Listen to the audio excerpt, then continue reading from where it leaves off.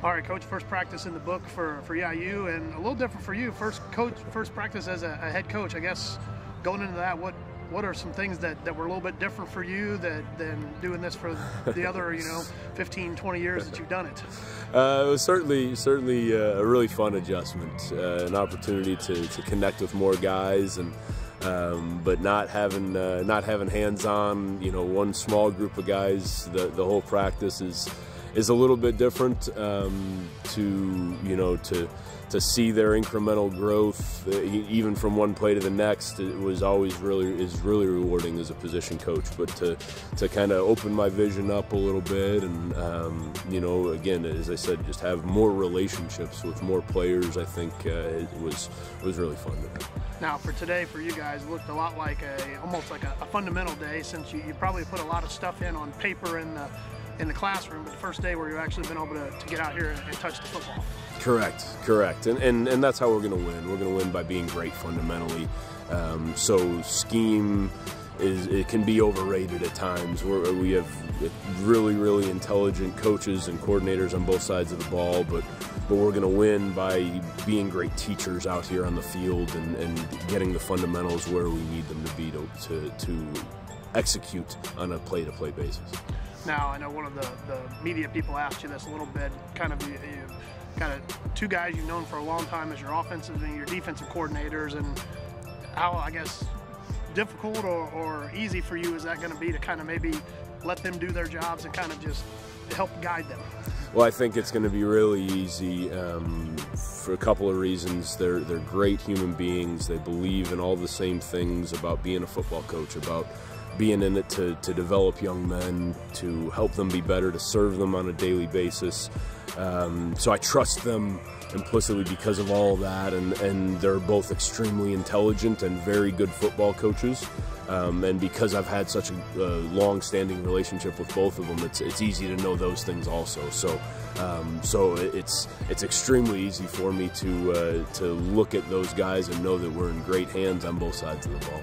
Now, a little bit different maybe for you this go around, in the fact that you've been a long time in Northwestern, and when you guys came back, you had a lot of guys that knew your system. You dropped down to the FCS level, and one, you had implemented a new system, but two, the numbers aren't quite as many to work with. I mean, what kind of obstacles have you guys kind of noticed with that, and how have you kind of adjusted to that? Well, certainly we've implementing the new system and learning new verbiage and making sure that the guys can understand, and that we do a great job as coaches teaching the verbiage and teaching the concepts, but also keeping it as simple as possible. No reason to do too much. From a scheme perspective, we want them to be successful. The whole goal is to go out and be successful, not give them so much that they can't be. So,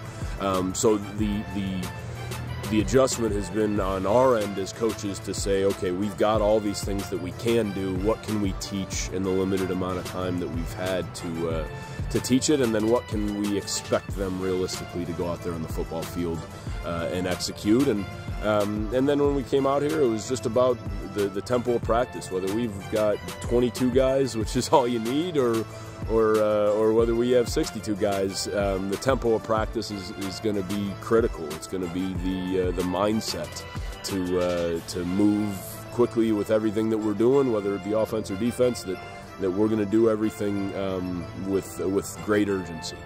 Now, you get 15 practices during the spring. Kind of what is your goal, I guess, from where you were today to where you want to be after practice 15?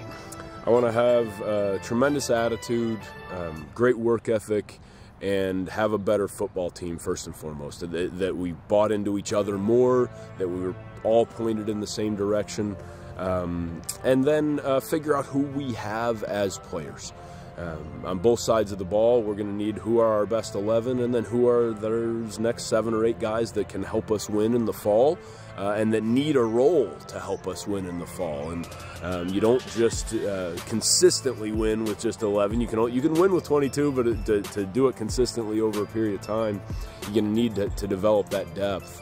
And so we want to come out of the spring being better fundamentally, having a great attitude, and figuring out who we have as football players.